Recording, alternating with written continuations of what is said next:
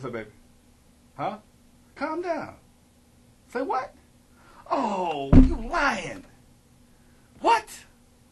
Hanging out with Trevor again, wasn't he? I told him about that fool. All right, okay, I'm coming. Calm down. Calm down. All right, bye-bye, bye. Man, my nephew, oh my God. Hanging out with his buddies, got his ass picked up. He in trouble? Damn. I told these fools, these white folks ain't playing with these fools no more. They giving out time like it flies to a party. They stretching folks out like rubber bands. What you doing, man? Come on, we got the roll. Yes, we got the roll. Get my shoes.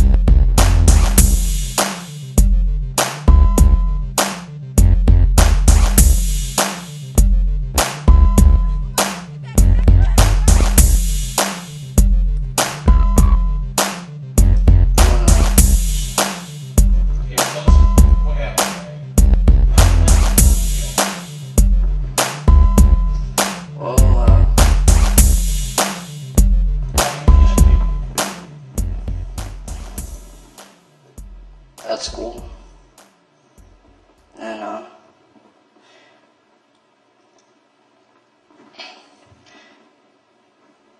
we were making a lot of plans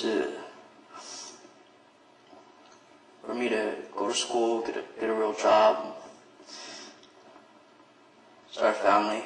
My relationship with Trevor was going, the right direction. We had a lot of plans. I believe there was something in there, something real with us. And when I met him, I felt he was the right person for me, and I loved him. That was really important in our relationship. We had plans. We actually dreamed of getting married, building a family, going to school. He wanted to go to college, actually, and he wanted to do it for me. I really thought he wanted to be someone for me, but Why are we here? Well, I came to talk to you today because Keisha told me that you don't approve of our relationship. Yeah, that's the truth. It just looks like you're just hanging around your buddies. I have dreams, I have goals just like anybody else, and I have aspirations, and I'm working towards them, I'm going to go to college. I'm going to do right by my family, my mom. I've already applied at a college for graphics and web design. I'm going to do right by Keisha because I care about her a lot, and I just brought this with me. Trevor, you did these? Yep. You are really talented. That's really beautiful. I can't believe that this is your work. Wow. It's always been my dream to be an artist, and I found out that people that do art on the computer make a lot of money, so, Trevor, I'm just shocked. I want to take care of your daughter because I care about her a lot. I don't ever want to have to say no to her for anything that she wants. I want to be there for her. Well, this really means a lot to me. I'm so glad you told me. It changes my mind about you. It's always been my dream. I started learning about computers when I was in school, and it just started interesting me. And I realized that I could, make a living out of designing graphics and art on the computer. It's great. It's great, Trevor. I just wanted you to know I'm not just another hoodlum going around. I mean, I have friends that are bad, but I'm trying to break out of that, I'm trying to get out of the hood, and pursue my dreams and my career.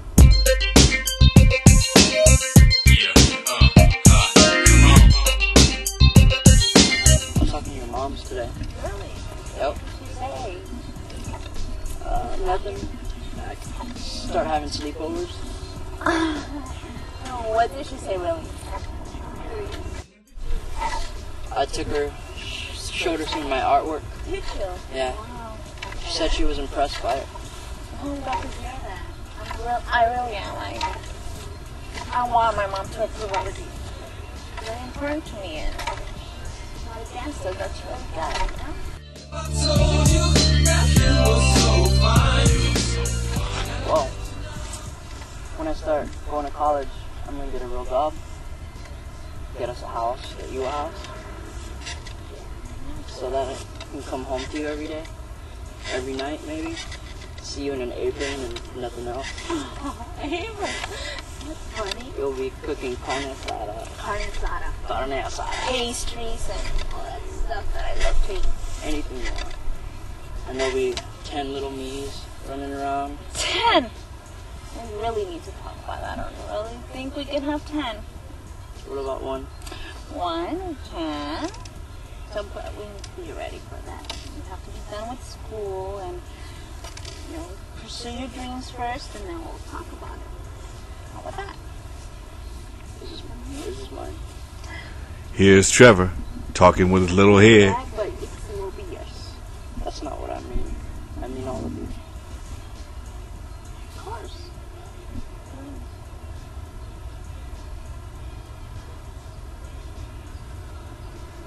Oh, this looks so sweet. Sucker. Keisha's mom, because I knew she didn't have a very good opinion of me. She saw the crew that I ran around with. You know, I'm sure she heard about some of the things that we had done, and it took a lot of balls. You know, it took a lot of guts to face her mother face to face and show her what direction I was heading and show her that I wasn't always going to be this way. I had dreams and goals and aspirations. Trevor and my mom had a conversation. He came, he showed her his work, and my mom was very happy about it. You know, she got to see his work of art, and she was very impressed by it. She talked to me about it, and she was very excited. She knew that he has talent just by looking at what he showed her, and it was a positive thing, you know. Hey, Felicia, what time are you getting here? Keisha. I'm waiting for you. Everything's ready. Have music, food. Keisha. Yeah. Okay. All right. Don't take long, okay? Or I'll be waiting. Okay, bye. Keisha, but I just wanted to let you know how much I love you. I love you too, Mom. Look, Mom, I know I never say this to you, but I wanted to thank you for all the things you have done for me. You have done a lot, and I want to thank you for that. I love you too, okay? Why are you telling me that now just before the party? I don't want to cry, so stop. Stop. And I love you too, you know that. My boyfriend's coming. It's okay, it's okay. Yeah, I had a conversation with him yesterday. And I want to tell you, I've changed my mind about it. Yeah. At first I thought that you were making the same mistakes I made, and I was upset about it, I have to tell you that. But he told me some of his goals and things, and I just feel so much better about it. So happy birthday. Thank you. Oh, love you. I know now I love her. I love that girl a lot. And, well, I went to her birthday party and saw her with another guy.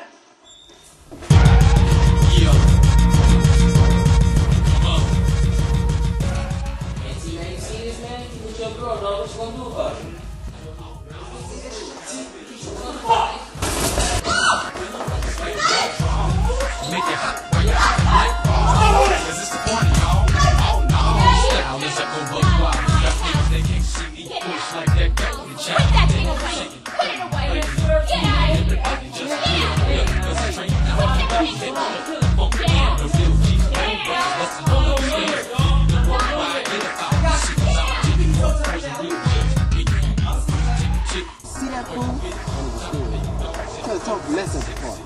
I told him we see him again. I told that nigga we see him again. We gonna see him again. Come outside. I promise you that. I promise you that. Yeah, you got the heat on you, right?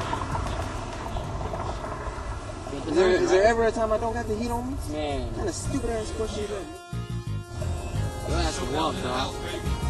You gonna walk by. Hey, you gonna shoot me now, man? Damn, know your enemies, homeboy. First move.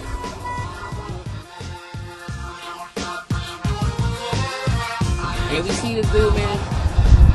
Don't make me have to remind you, man. This shit You ain't gotta remind nobody. I got you. I got you. Hey, dog. Okay? Trust me. I'ma handle it. Man. What the hell he dealing with? Ain't like the ride, though, dog. I think we should definitely, hang out.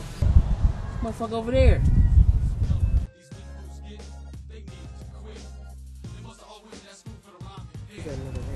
Hey, hold on, man. Get this motherfucker right here. Some trying to sneak in the back gate without can't do. Some would eat pass because they only eat so much. Some would say, Sick, right there. to make this shit flow.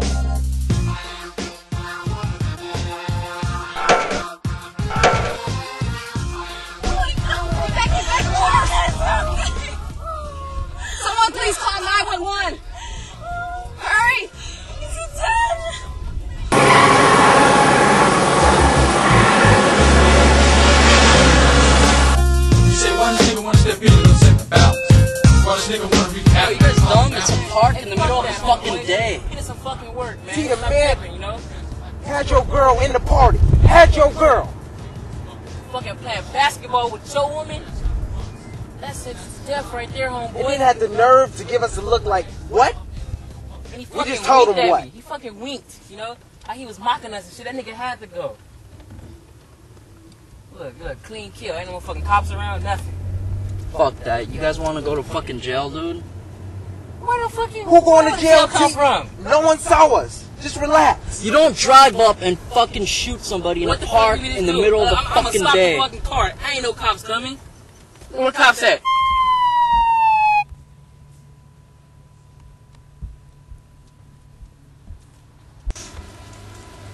Step out of the car, please. Seems to be the problem, officer. Step out of the car. Every time I open my eyes, it's dangerous. When the niggas walk the streets, they live dangerous. All these West Coast niggas back east, we be Have any weapons? Every day, keep on praying to the gunplay. Yeah. And then If I had it all to do over again, would I do anything different? Yeah, I'd do a lot of things different. Lots with tattoos on my skin. Is the gun really man's best friend? I'm drunk off liquor, paranoid, beware of all men. It got to be true, that gun's a man's best friend. You know, in America, you have the right to bear arms. You're better off cutting the sleeves off your shirt. another day, I open my eyes, I thank the Lord for another breath. We talked many times about it. I told him my point of view. That was good about our relationship, that we could talk openly, you know. We were friends more than anything, and I did talk to him more than once about it, but, and I thought he understood, you know, he knew that it was not the right choice to go with them. I tell her how sorry I was, you know, for making her believe that I was always going to be there for her. But I also tell her that it wasn't my fault, that it wasn't my finger on the trigger. It wasn't my hand on the gun. But I'm suffering for it.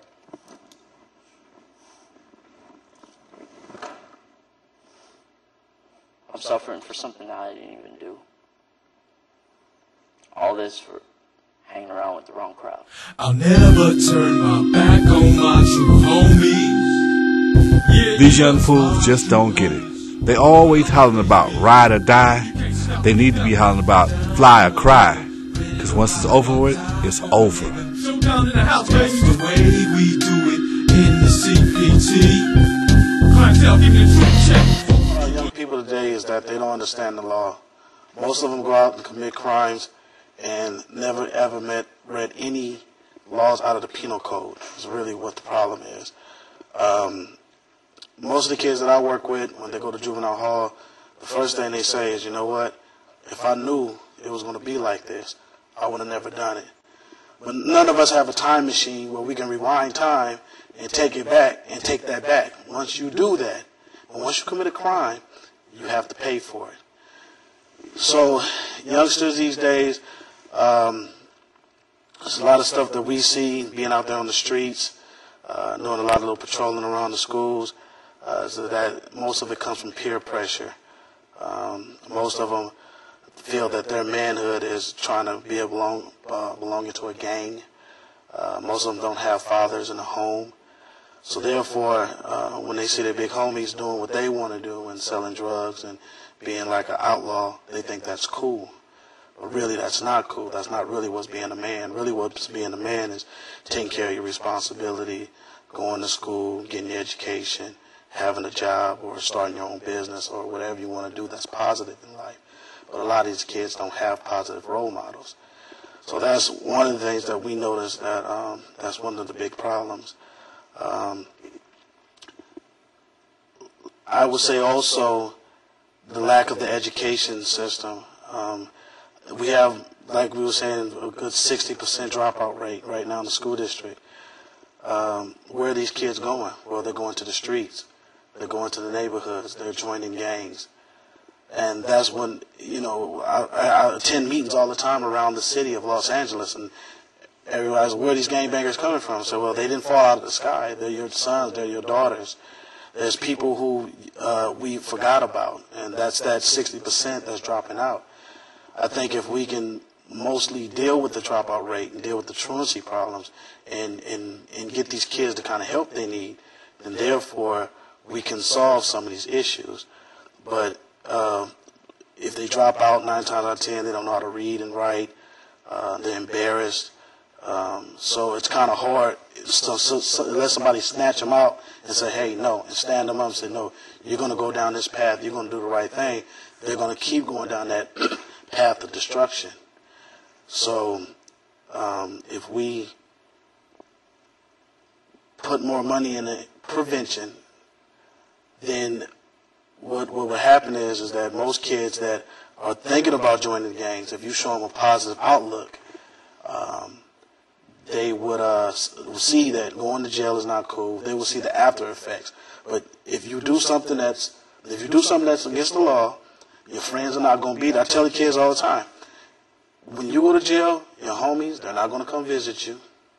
They're not going to come see about you. The only person that's probably going to be there is your mother. They're not going to come put money on your books. And I remember when the late Johnny Cochran was living, I said, and trust me, they're not going to go hire Johnny Cochran to get you out of trouble, because Johnny Cochran costs too much. So a lot of these kids don't understand, and when they finally do go to jail, they end up telling me, you know what, my friends did not come see me, they didn't write me, and do nothing. Matter of fact, some of the friends said, you know, one of my homeboys is now sleeping with my girl. So, you know, when you live that kind of destructive lifestyle, what you have to ask yourself, what are you really giving your life to? Why are you so bent on doing the wrong thing? Because when I talk to guys, I talk to lifers, because sometimes I take kids up to the state prison, and they talk to lifers, and one thing the lifers will tell them, if I can rewind time and do things a little bit different, I would have. You have to ask these youngsters, what are you dedicating your life to? What is it so important that you feel that you got to belong in a gang, that you got to tote a gun, and that you got to go do something that somebody is telling you to do that you know that's against the law? I mean, common sense. If you go out there and shoot someone, 9 times out of 10, you're going to get caught. So you give up all your freedoms.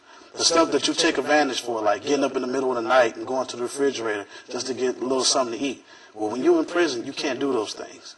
When you want to go to the movies, when a new movie is out. I mean, this one guy that was in jail, he's been in jail since the 60s. He's told one of my youngsters he forgot what even a Big Mac tastes like. That's how long he's been in prison. So when the kids, when they see this, then they realize after the fact. But sometime after the fact, it's too late. Like I was saying, a lot of these kids, they don't know the laws. They never read. I got the penal code book. It's about this thick, and they haven't read one word out of it. If you out there doing stuff you ain't got no business doing, I've seen district attorneys after they get through trunking up all the different charges. I mean, you think, okay, yeah, we jacked somebody, we did this, we did that. Now you looked up, you wanted for kidnapping, car theft. The whole after they get through stacking up all those charges against you, you looking to go away for a very long time. A lot of people don't even know, even around the different schools around here, you commit a crime and so many feet around the school. That's extra time that you're going to get just for doing it around that school. A lot of people don't know that either. So therefore, there's a lot of stuff that has to do with the law that our young people, they're not educated on, and they're just out there doing like they're in the Wild Wild West. And it's very sad.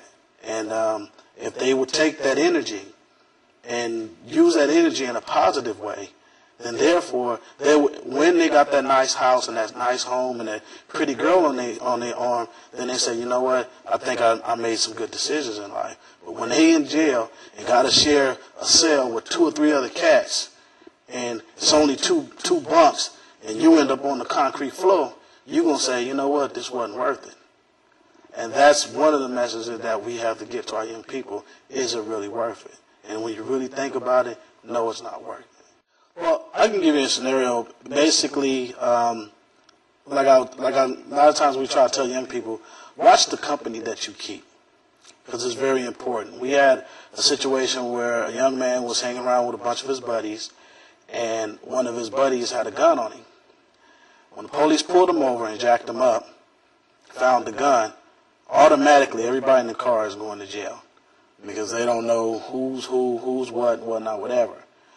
Now, that gun comes back with a murder beef on it.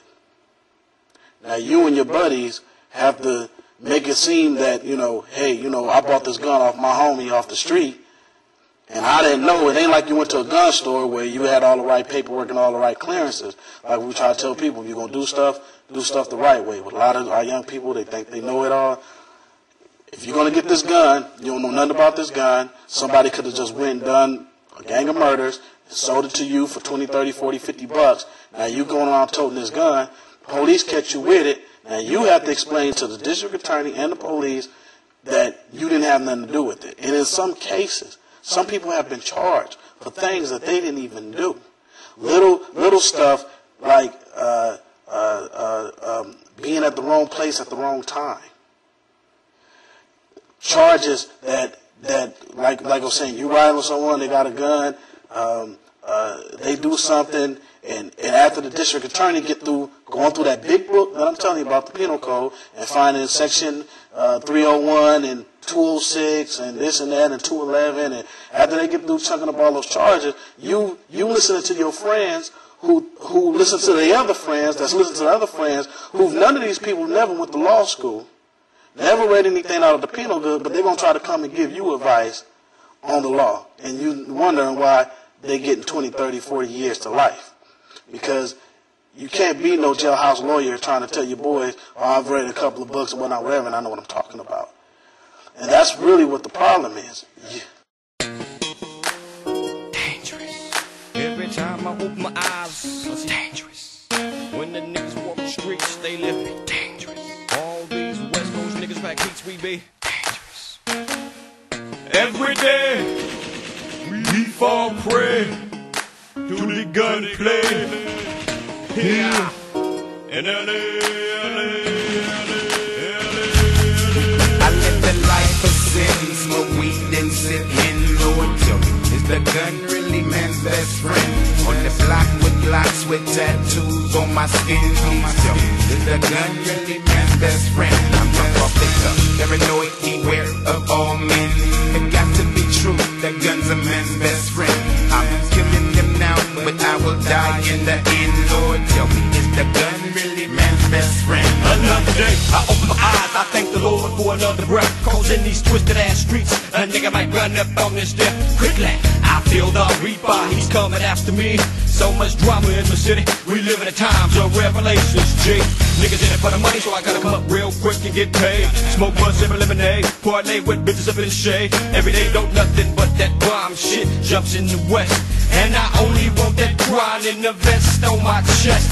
Cause I know now, this dirty game of survival, that you got to stack your chippers and keep your eyes on your rivals. Don't floss too hard, or you might get clowned. And if you get caught slipping, niggas make them lay down. Sex, money, and hoes, dubs on Lexos. This supposed to be the city of angels, but ain't nobody got no halos, just yayos in the sacks. Motherfuckers packing gats, trying to flip keys for more cheese. Motherfuckers living fat. I live that life of sin, smoke weed and sit in. Lord, tell me, is the gun really man's best friend?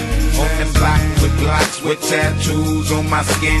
Tell me, is the gun really man's best friend? I'm drunk off liquor, paranoid, beware of all men. It got to be true, the gun's a man's best friend. I'm killing them now, but I will die in the end. Lord, tell me, is the gun really man's best friend? Life's neglected while as a child, what can I give? Please, homie boy, I got 24 hours to live. These fools won't drama, mama set up shop with the rock. Sadness, murder, and madness, killing niggas with the glocks. Fuck the police, no peace, wild beast, smoke weed and shoot. LA Rocks 2000, wild and 21, gun salute. The big loot from narcotics, silk with gangsters and thugs. 57 slugs.